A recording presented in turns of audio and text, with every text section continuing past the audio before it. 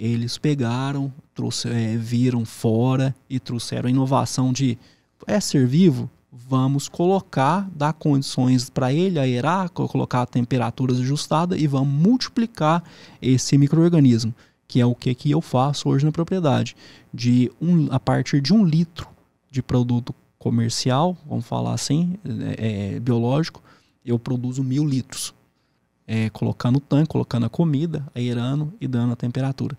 Então iniciou-se a multiplicação on-farm, multiplicação de micro-organismo dentro da propriedade, fazendo que chegasse num custo baixo e acessível aos agricultores. E isso daí foi uma transformação muito grande ao longo do tempo. Igual eu falei, começou de forma artesanal, empírica, feito em caixas d'água mesmo, né? Que a gente compra nos materiais de construção e bem arcaico. E ao longo do tempo a gente vem evoluindo o processo com máquinas modernas, automatizadas e cada vez mais sem contaminação. Aquilo que a gente coloca, o inóculo, ele sai puro do outro lado, formando um produto tão bom quanto ou até melhor do que o produzido na indústria. Então hoje a gente tem tecnologia total para fazer esse manejo de biológico nas fazendas. E esses... Como que fala? Eles podem ser feitos na própria fazenda? Sim. Ou são feitos nas próprias fazendas? São feitos na própria fazenda. Aí a fazenda teria que ter algum laboratório? Como que funciona? As etapas, né? Vou te falar. Tipo, eu tenho uma fazenda, eu quero. Eu quero. Primeira coisa... Eu compro na vendinha ou tem que fazer aqui? Você tem que ter acesso a uma empresa especializada, igual a minha, né? E o que a gente vai fazer? A gente vai desenvolver um projeto. Eu chego na propriedade... Tem que ver como tá lá também, né? Eu vou analisar. Primeira coisa, a gente montar a baixo custo, essa que é a filosofia da agricultura biológica, sustentável, queira chamar como seja, a gente tem que fazer de forma barata. Então, vou analisar a propriedade do produtor. O que ele precisa? Ele precisa de um cômodo, de uma sala, tipo essa, onde que ele consegue colocar um ar-condicionado, igual tem aqui, e que para o seguinte, a gente tem que construir um ambiente refrigerado, funcionar como uma câmara fria. Porque tanto para a multiplicação do micro-organismo quanto para o armazenamento dele é necessário temperaturas baixas, de 16 a 18 graus. Então a gente com um ar-condicionado comum a gente faz. E não precisa ser aquelas... Nada de câmara frigorífica. Não, nada. Nossa, uma vez eu fui na fazenda do meu sogro e tinha um caixote lá, tudo trancado com... Aí ele tirou lá, acho que era semi de boi. Aí ele falou que se eu colocasse o dedo lá dentro, congelava na hora. Exato. Não é nada de... Não, fica secreto o negócio, fica num lugar que você não pode entrar. Eu falei assim, gente do céu. Não, nada de temperaturas absurdas pra isso. Então é mais simples do que a gente pensa. Mais simples que a gente pensa. E o que são equipamentos? Aí eu vou fazer a averiguação do local e tal. Os equipamentos, os básicos são um bioreator, que seria o local que ele vai aerar, colocar a temperatura correta. A gente coloca o líquido, coloca a comida e coloca o inóculo, que seria o micro-organismo isolado. E a gente vai dar condição para ele desenvolver. De 1 litro, mais ou menos, eu formo 1000 litros. Aí está a dissolução onde que o custo fica muito baixo para o produtor, pulo do gato. E depois disso eu produzi na minha máquina no bioreator. Eu tenho que estocar isso. Porque numa pulverização geralmente vão 4, 5 micro-organismos, porque a gente tem que controlar todas as doenças. E são um específico para cada tipo de praga ou doença. Então produzir, eu tenho que armazenar. Aí a gente usa tanques de armazenamento. Muitas das vezes da propriedade a gente usa o que tem disponível, a gente adapta. Temos na empresas os tanques de inox, tudo tal, para propriedades maiores, mas vamos falar para pequenos e médios produtores, a gente pode adaptar aquelas bombonas de 1000 litros. Porque a gente está falando aqui, mas é qualquer tipo de produtor. Exato. De pequeno até os grandes. Então é uma agricultura, ela é muito democrática. Então a gente adapta tudo de acordo com a realidade do produtor.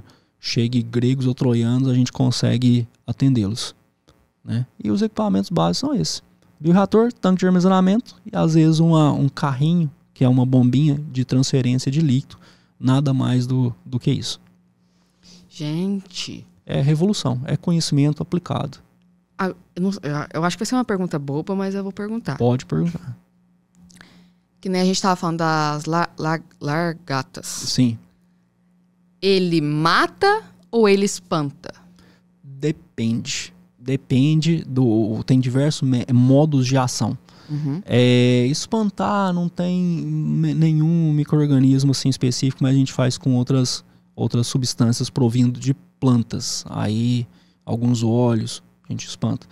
Mas em termos dos micro-organismos mesmo, ele mata e ele faz como fosse uma vacina para a planta. Ele induz a resistência da planta. Como que ele causasse um falso ataque na planta e essa produz igual os nossos anticorpos. Uma vacina. É como se fosse uma vacina. Então ele provoca que a planta desperte o sistema imunológico da planta. Porque o sistema imunológico da planta, ele é muito diferente do humano. Uhum. O humano, uma vez você pegou cachumba, você criou os anticorpos, nunca mais vai ter cachumba. A planta, ele não tem memória. Ele é atacado, produz a fitoxilexina, passou, esquece. Aí a gente tem sempre cutucando ela, né, com essas bactérias que causam um falso ataque, e ela produz fitolexinas para se defender das reais doenças, dos fungos reais, que causam doença realmente. Então, os modos de ação mais comuns que a gente tem seriam esses. Entendi. E eu já vi que tem um pessoal que intercala plantações. Sim. Tipo, café bananeira ou café milho. Não, milho eu acho que não, né? Às vezes. Às vezes. Isso também é um tipo... É um tipo de defensor ou é só para, às vezes, adubar? Não. Qual que é a lógica? A lógica é o seguinte. Porque como que você vai fazer esse defensor biológico com mais de uma... Sim. Boa pergunta, eu vou Se quiser organizar. Arrumar a minha pergunta. É o seguinte, esses micro-organismos que a gente tem, ele atuam sobre uma gama diversa de patógenos, igual ferrugem, que existe em ferrugem em diversas plantas. Então, aqui, por exemplo, um Bacillus subtilis, um Amyloquefaciens, olha os nomes, púmilos, eles atuam específico em algum tipo de doença, mas seja de diversas culturas. E micro-organismo, quando que a gente tem uma biofábrica na propriedade, ele é só utilizado para fazer o controle fitossanitário da propriedade, controle de pragas e doenças? Não.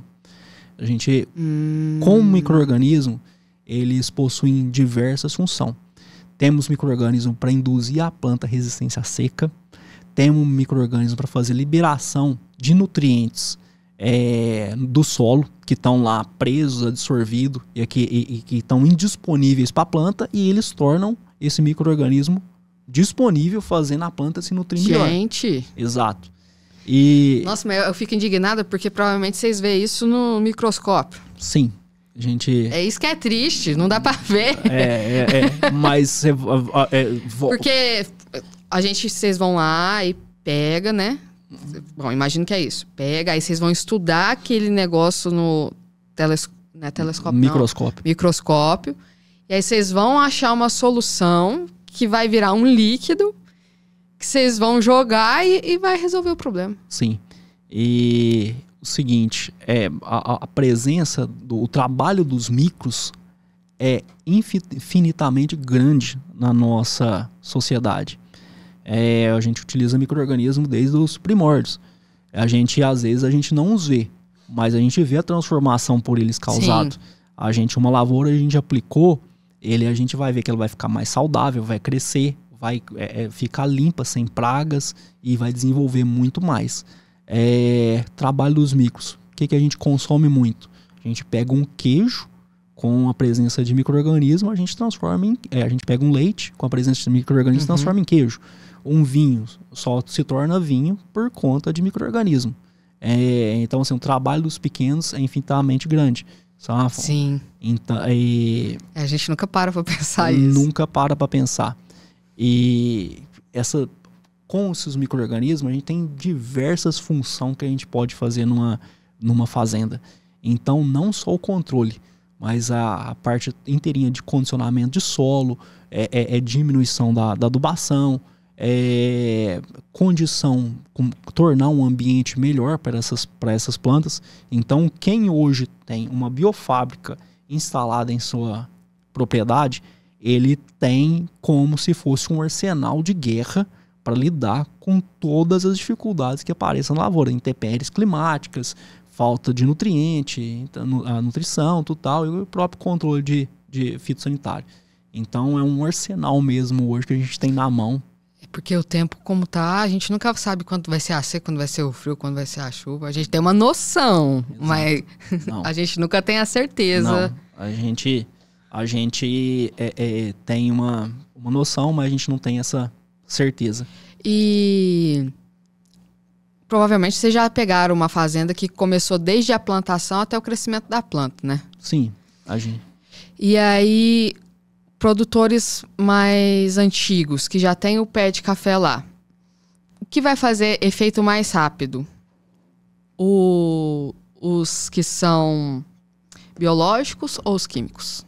Olha, efeito imediato, que a agricultura reativa, é o químico. Você aplica hoje e amanhã, você vê a praga morrendo. É assim que se seduz o agricultor.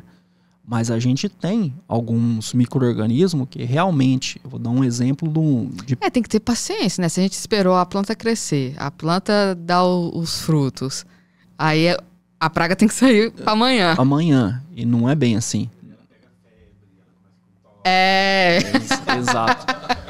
É isso aí. E tem que tomar cuidado para não passar para as amigas, né? E passa rápido.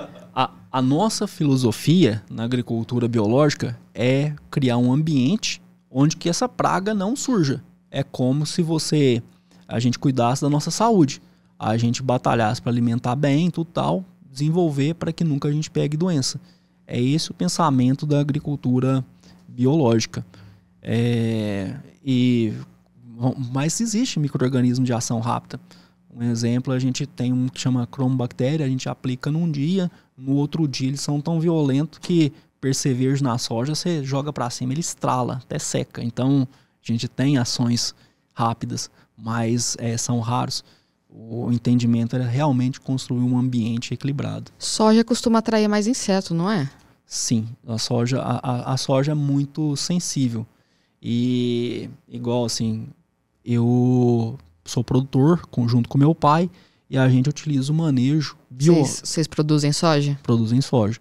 Uma área até razoável, né? Que não e a gente faz administração há 3 anos com o biológico. Então, numa cultura tão sensível, tão atacadas por pragas e doenças que na soja funciona, imagina no café, que é uma cultura muito fácil de se instalar, o manejo biológico. Por quê? Porque é uma cultura perene. Como que eu quero que ela está lá todos os anos? Como eu quero desenvolver um ambiente, no café por estar lá presente, eu consigo administrar nas épocas do ano e criar esse ambiente que eu desejo ao longo do tempo. Quanto tempo dura um café? Uma lavoura boa hoje, né? A gente faz para durar 20 anos, né? Mas temos lavouras altamente produtivas aqui na região com mais de 50 anos. Então, 50? Sim. Tem lavouras aí que... Maior que nós 3 juntos, se for ver. Exato. Nossa, 50 anos. Tem lavouras até de 100, mas não é a regra. Sim. A regra é a gente instalar para pouco. E soja? Soja a gente planta... de quanto tempo? A gente planta geralmente ali em setembro, outubro, e 120 dias depois, no máximo, a gente fecha o ciclo e tem a colheita. Então, 4 meses. É rápido? Muito rápido. Não mais rápido que granja. Porque... Ai, eu mudei de assunto. Não, mas sem brincadeira. Não, tô falando sério, Burke. Os meus tios mexem com granja. Quando eu era menor, era 3 meses que os pintinhos ficavam lá, né? Virava frango, enfim. Hoje é tipo 1 mês. Sim. Super hormônio, né? Exato. Hormônio. Muito, cara. Não, e eu vou... Agora, já que eu falei disso, eu vou abrir uma crítica. Porque agora... não vou falar nome, não. Mas... Só pra você ter uma noção, eles... porque antigamente não vendia tanto o pé dos frangos, né? E agora tá vendendo mais.